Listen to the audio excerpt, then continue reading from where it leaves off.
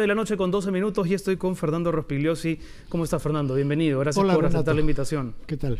Bueno, quería hacerte una consulta sobre este tema. Tú has sido ministro del Interior.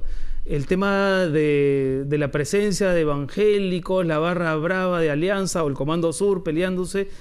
Mi pregunta es muy puntual. ¿Por qué la policía en el Perú está en incapacidad de controlar un asunto que debería poder manejar sin problemas? ¿Qué es lo que ocurre? Tú me imagino que como ministro tuviste algún tipo de temas con las barras bravas, no sé si lo recuerdas. Claro que sí.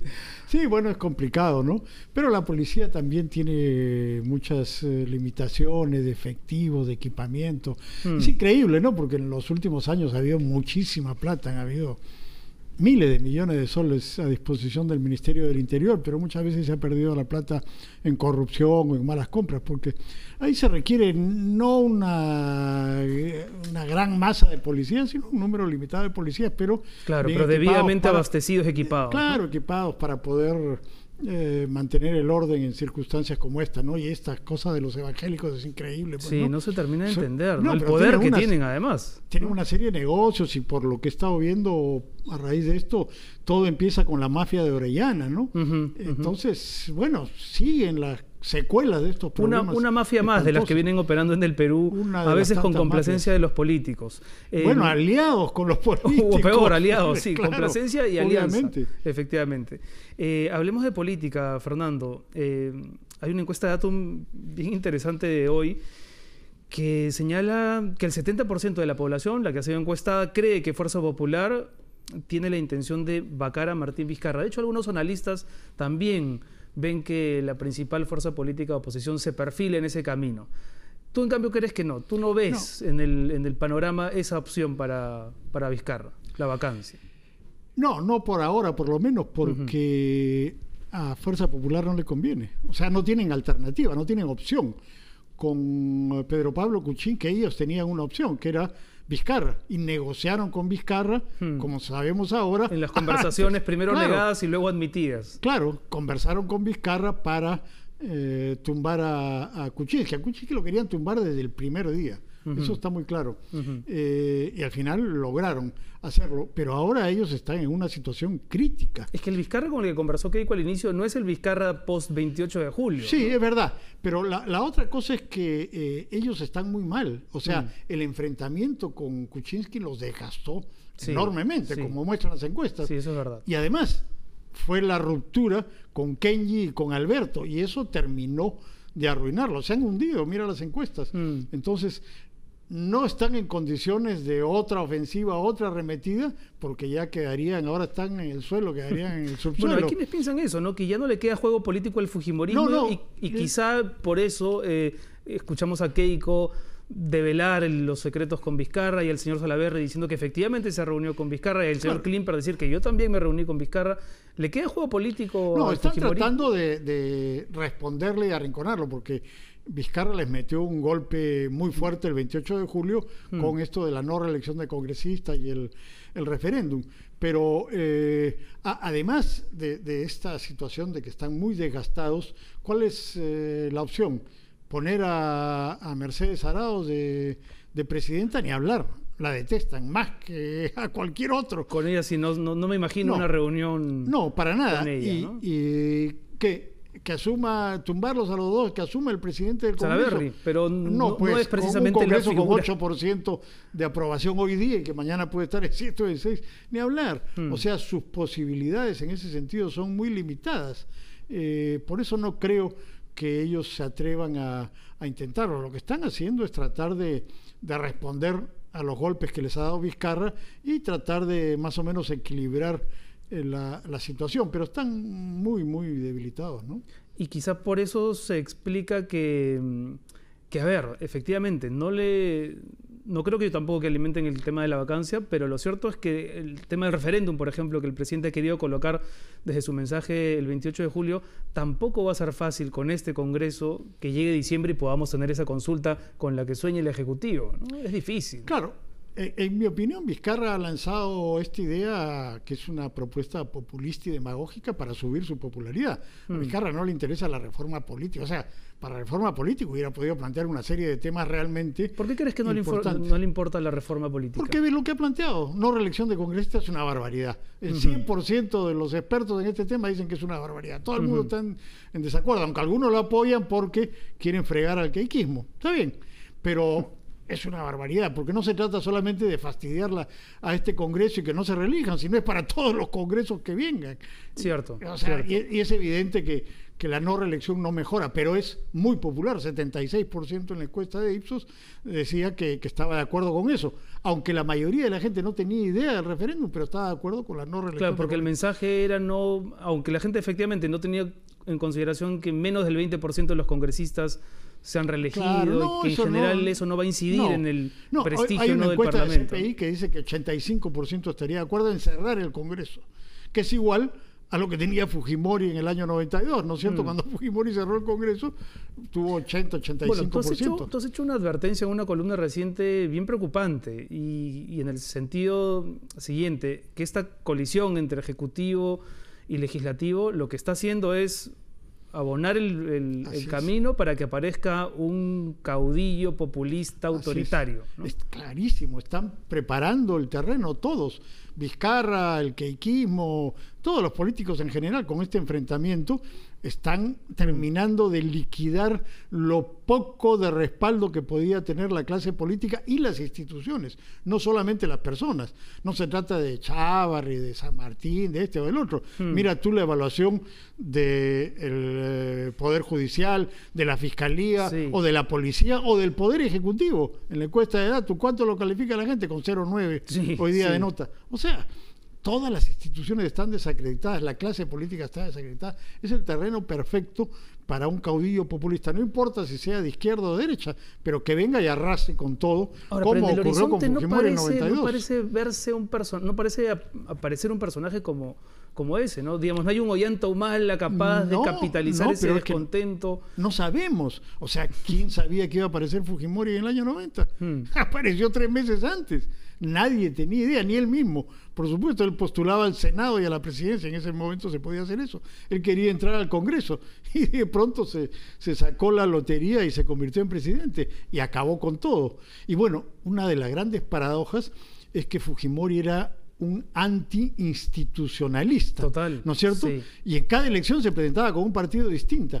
Su hija trató de institucionalizar el fujimorismo, ¿no es cierto? A diferencia de su padre, y le ha ido pésimo. Ha tratado de institucionalizar y mira cómo está. Ahora, quizá por eso, abro aquí un paréntesis para referirnos un ratito nada más al tema municipal, quizá por eso los 3 candidatos que corren hoy con más ventaja, aunque en realidad son los indecisos los que están ahí capitalizando el descontento, pero están el señor Rayardo, Urresti y Belmont, que en el fondo de sus propuestas, de sus magras propuestas, tienen una promesa de aplicar autoridad, ¿no? Uno con un discurso xenófobo, Urresti con el pasado que tiene y Rayardo, en fin. Pero ¿tú crees que por eso, tal vez, porque hay un vacío en el espectro político que hace que la gente esté esperando un caudillo autoritario, que propuestas como esas, tan poco democráticas, puedan tener algún tipo de sentido? Eso es parte del asunto, pero no llega a encarnar bien a ese caudillismo, ¿no? Bueno, también paradójicamente, el primero que aparece con esta tendencia es Ricardo Belmont en el año 89 y gana el municipio de Lima para sorpresa de todos. Hasta el año 89, quienes ganaban las elecciones municipales, nacionales, congresales, todas eran los partidos políticos, el APRA, Acción Popular, el PPC, la Izquierda Unida, y ahí desaparecieron a los partidos políticos. O sea, tú sí ves de aquí al 2021 la posibilidad de que un outsider aparezca y recoja todo ese descontento. Yo creo que esa posibilidad está presente y es peligrosísima porque no sabemos a dónde irá. Puede ser un Chávez, puede ser cualquier cosa, pero lo poco de institucionalidad, como digo, que todavía queda, está siendo destruida en este enfrentamiento fatal, ¿no? Porque además no solamente es que los políticos se pelean entre ellos, mira, en la Fiscalía hay una pelea espantosa entre los dos bandos, ¿no? Entre los de Pablo Sánchez y se sacan cosas y se filtran cosas y se acusan mutuamente, y en el Poder Judicial también. Entonces, en todas las instituciones ya se rompieron las compuertas, las cosas se han desbordado y se pelean abiertamente y todos contribuyen a desacreditarse entre ellos mismos. Tú has sido bien crítico de aquellos que piden de todas las formas y en todos los idiomas la salida de Pablo Chávarri, de la Fiscalía de la Nación. No necesariamente quiere decir que adhiere su forma de pensar, ¿no? Porque hoy día salió a victimizarse en el Congreso y tampoco creo que pienses que es la víctima que él dice ser. No, claro. No, el punto es muy sencillo. Yo al principio también pensaba Chávarri tiene que irse, porque mintió, porque tenía relaciones sospechosas con esta gente. Pero es que en sí mismo, el hecho de que el fiscal de la Nación esté vinculado con una organización criminal ya es de un despropósito. Bueno, pero terrible, ya ¿no? el vínculo con la organización criminal también es bien relativo, ¿no? El punto es, en este momento no hay Consejo de la Magistratura. Que es la entidad que podría removerlo, destituirlo y nombrar a otro. Claro, claro. ¿No es cierto? Entonces, la única posibilidad es que, si sale Chávarri, que lo reemplace otro de los 5 fiscales supremos. Y todos están cuestionados. Pablo Sánchez está muy cuestionado por su desempeño en el caso Lavajato, donde realmente no avanzó. Hay otros 2 que están en los audios. Y la otra, la señora Zoraida Ábalos, que según Ricardo Uceda, que es una persona que conoce, que ha publicado en La República varios reportajes, a esta señora la pone el Consejo de la Magistratura para que vote por Ramos Heredia, que fue el que estaba asociado con la mafia de César Álvarez en O sea, sacaríamos Ancash. a Chávarri para que entre algo Así peor, es. igual o peor. Y los hechos, ¿cuáles son? Chávarri ha hecho un par de cosas que son buenas. O sea, unificó las fiscalías, cosa que todo el mundo venía reclamando. Pero Sánchez no lo hacía. Unificó las 2 fiscalías de Lavajato y inmediatamente el fiscal Vela, que en mi opinión es un buen fiscal, que Chávarri lo ha puesto ahí al frente, hizo este acuerdo con Odebrecht. Y gracias al acuerdo con Odebrecht, que es un acuerdo preliminar, todavía tiene que concretarse. Tenemos estas informaciones sobre esta pareja de sinvergüenzas, Ollanta Humala y Nadine Heredia, y estas informaciones que ya son evidencias, porque están las fechas, están la manera como se transfiere el dinero, de los $3 millones que le dieron, que pueden ser considerados como pruebas en el proceso que se le está llevando adelante. No es casualidad que todos estos, los abogados, los ministros, exministros, humalistas, salgan a tirarse contra Chávarri, porque esto los ha puesto realmente en una situación muy crítica, y a los corruptos que van a caer con el caso Y alguien Lavajato. podría pensar también que en el caso de la Prisma y el fujimorismo, ellos están muy interesados en que Chávarri se mantenga para preservar su cuota de influencia en el Poder Judicial y asegurar una cierta inmunidad en los procesos que les debería tocar enfrentar en algún momento. Sin ninguna duda. O sea, hay este enfrentamiento entre Sánchez y Chávarri, y los grupos políticos se han alineado con uno y con otro. Entonces, el fujimorismo cometió la enorme torpeza de tratar de tumbarse a Sánchez. Le hicieron una acusación constitucional, en mi opinión, injusta. Y Sánchez le respondió, pues, con las armas que tiene, aumentó la presión investigativa sobre ellos. Cierto. O sea, moraleja, si los políticos tienen rabo de paja, que no se metan con las autoridades judiciales, porque les pasa cuando esto. Chávarri abre la investigación contra Torde por el tema Chinchero, en realidad lo que le está diciendo el gobierno Estaba es Vizcarra. Ojo, ¿no? Claro, exactamente. Claro, va por Vizcarra, porque Torne no tiene que ver en ese asunto. ¿Tú recuerdas, Fernando, un momento, probablemente haya que retroceder hasta los 2000, ¿no? Un momento en el que los 3 poderes del Estado hayan compartido este momento de descrédito y de absoluto rechazo de la población? No, en verdad, desde esa época, cuando aparecen los videos y se demuestra cómo que todo estaba corrompido, Fujimori y Montesinos manejaban el Poder Judicial, la Fiscalía, la Fuerza Armada, el Tribunal Constitucional, bueno, se tumbaron al Tribunal Constitucional. Sí. Pero ahora no hay una situación similar, en el sentido de que no hay una sola mano que maneje todo esto. Hay redes de corrupción en la Fiscalía, en el Poder Judicial, en la política, y estas redes se interconectan, como hemos visto en los audios. O sea, se interconectan, se intercambian favores y se ayudan entre sí o pelean entre sí. A veces no está centralizada la corrupción, como pasó con Fujimori y Montesinos de la década del 90. Tú te preguntabas después del mensaje del 28 de julio de Martín Vizcarra si él era un tímido que se había convertido en incisivo o si en el fondo siempre fue un incisivo que había entrado tímidamente al gobierno. Casi 2 meses después de ese mensaje, ¿qué sensación te queda? porque él tuvo que abandonar su primera agenda, ¿no? Él hablaba de la reconstrucción, de tratar de profundizar en el tema educativo, luego la realidad le demostró que tenía que preocuparse de otras cosas, habla hoy de una reforma política, una reforma judicial, el 2021 está aquí nomás. ¿Qué tipo de agenda le queda? Porque o tiene que volver a conversar con el fujimorismo o no, o asumir una posición de pronto más... No, o sea, la política es eso, tienen que conversar, negociar y transar. Pero en mi opinión él lanzó toda esta idea de que es básicamente la no reelección de congresistas. El resto la gente no lo entiende, no lo conoce, las encuestas lo demuestran.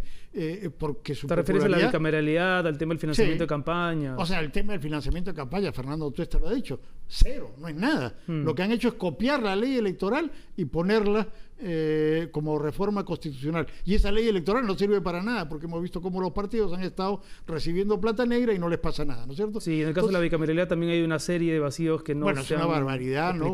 Con el mismo número de congresistas, hacer una... O sea, sí se podía intentar una reforma política de verdad con cosas importantes, por ejemplo, eliminar la inmunidad de congresistas. Eso ha podido plantearse, eso hubiera sido positivo, pero lo hizo para levantar su popularidad, porque su gestión es mala. La reconstrucción no avanza, la inversión estatal no crece, no hay lucha anticorrupción en el Estado, no hay una sola cosa que pueda mostrar Vizcarra como evidencia de realmente que están frenando la corrupción en el Estado. Entonces, su popularidad caía por su mala gestión y lanzó esta idea demagógica y populista, no a la reelección de congresistas. Su popularidad subió, ahora ya se ha estancado nuevamente, pero el problema, o sea, ha debido concentrarse, creo yo, en su gestión, en mejorar su gestión y en la lucha contra la corrupción en el Poder Judicial. ¿Sientes que es un presidente muy reactivo, sí, claro, que está determinando su agenda en función de lo que pasa? Yo creo que sí. Hizo muy bien en nombrar a la Comisión Wagner, que la Comisión Wagner lo que hizo fue resumir las cosas, las propuestas que habían sobre el sistema judicial y las ha transformado en proyecto de ley y las ha mandado al Congreso. Pero no estamos discutiendo eso en el país. Estamos discutiendo la reelección de congresistas, si Vizcarra se reunió o no se reunió con Keiko, y no estamos discutiendo realmente lo más importante, creo, en este momento, que es desde el punto de vista institucional, la reforma del sistema judicial y la lucha contra la corrupción ahí. Y ya, por otro lado, están los temas de la seguridad ciudadana, la reconstrucción del norte, etcétera. Son dos temas distintos, pero deberíamos estar discutiendo la reforma del sistema judicial. Fernando, bueno, tú tienes años mirando política. A mí lo que me interesa de analistas políticos como tú es que tienen tantos años mirando la política que entienden cómo son las dinámicas, cuáles son los patrones, qué tipo de personajes aparecen. Hay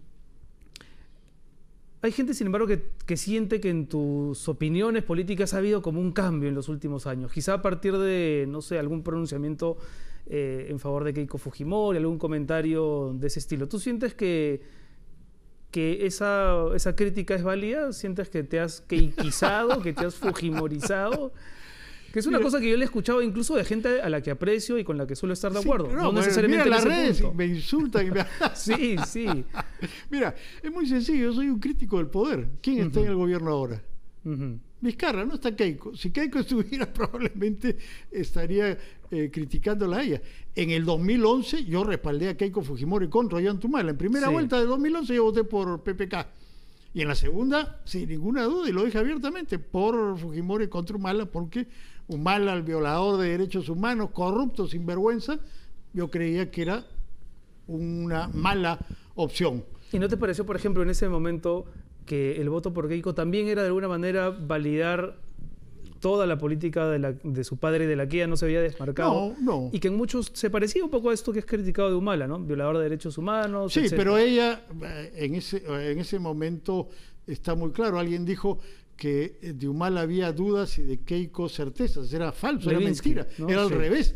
De Humala había certezas, era un violador de derechos humanos y un sinvergüenza que se había enriquecido con la plata venezolana.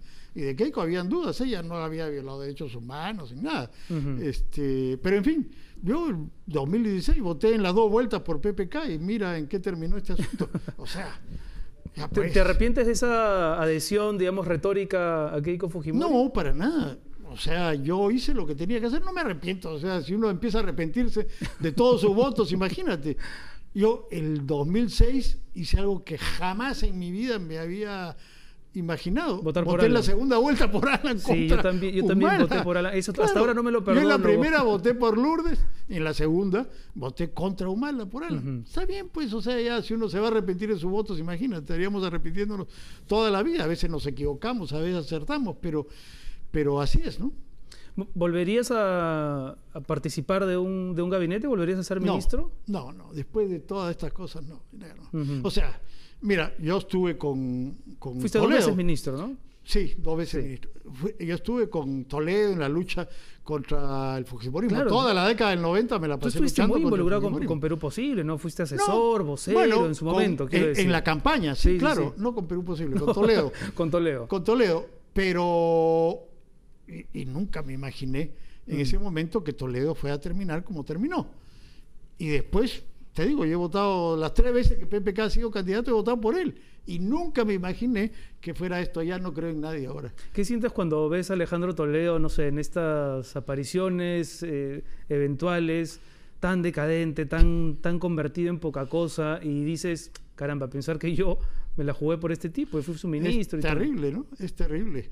Pero bueno, desde que apareció el asunto de las casas en el año 2013, para mí me quedó claro que era un corrupto, ¿no? O sea, eso no podía haber salido del aire, yo lo dije en su momento, pero antes, en verdad, tenía muchos defectos, pero ese no era evidente, ¿no? Ahora, cuando dices que no volverías a ocupar un puesto, digamos, de poder, un ministerio, ¿tiene que ver con tus decepciones políticas con Toledo o tal vez...? No, con todos, con PPK. Con todos. Y con PPK, claro. Y tal vez también por tus propias gestiones, ¿tú sientes que fuiste un buen ministro del Interior? Mira, yo no sé, yo no me voy a juzgar a mí mismo. No, eso fue muy interesante, trabajar con la policía y comprobar que se pueden hacer cosas. O sea, una de las lecciones es que se pueden hacer cosas y se pueden hacer cambios. Porque yo Y estoy los seguro cambios que pueden ser deshechos así. Claro. Porque claro. no hay institucionalidad, no hay continuidad. Entonces, prácticamente, como decía Bolívar, es arar en el mar.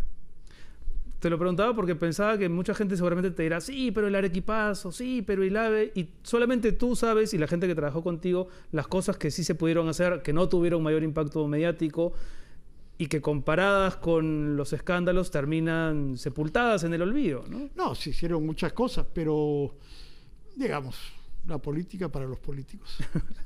En todo caso, cuando te mencionan esos temas, es como, uy, una vez más, es parte de la mochila que voy a cargar, ¿o no? Me refiero a lo del Arequipazo, lo del AVE. para nada. O sea, si yo hubiera hecho algo incorrecto, claro. Ya, sería terrible, pero no hice nada incorrecto, así que... Me ha gustado lo que has dicho, que tú eres en el fondo un crítico del poder, más allá de lo que puedan pensar algunos, de que te has cambiado de bando y tal. No, claro que sí, porque y con el poder que tenemos acá en el Perú, o sea, con estos presidentes... Claro. Ya, yo voté por Alan García, pero al día siguiente estaba criticando las cosas que consideraba incorrectas y respaldando las cosas que consideraba correctas. O sea, ahora, hay que hacer eso en el Perú. La cantidad de sobones que hay de los gobiernos es impresionante. Entonces, que haya unos pocos críticos no está mal. ¿Existe una manera en el Perú de ejercer el poder democráticamente? Porque cuando uno ve que hay alguien que intenta hacerlo, es muy fácil llevárselo por encima, ¿no? ¿O tú crees que el Perú es un país que necesita un cierto grado de autoritarismo? No, bueno, se requiere, pues... se requiere habilidad política para gobernar en democracia, saber concertar.